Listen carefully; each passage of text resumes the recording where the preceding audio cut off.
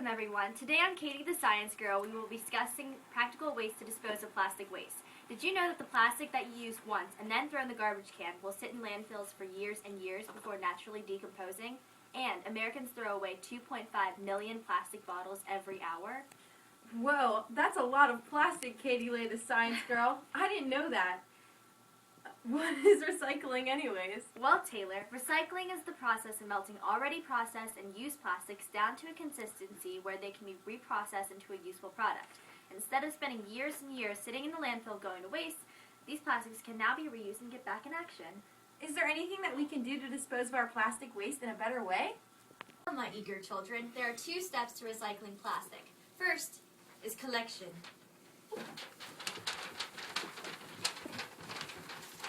Then, sorting.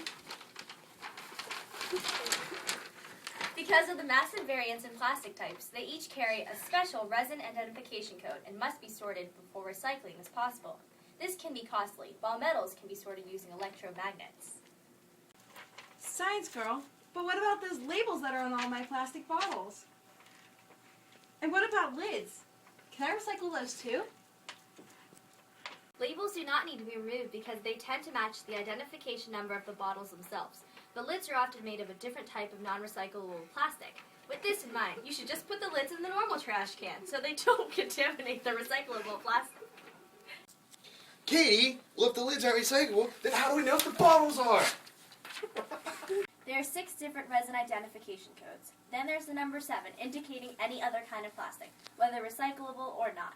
Usually, your bottle will be recyclable, but make sure to check the resin identification code first. Find out if your community recycles, and be careful to put all of your plastic waste in the proper recycling bins. Don't forget to take off those non-recyclable lids.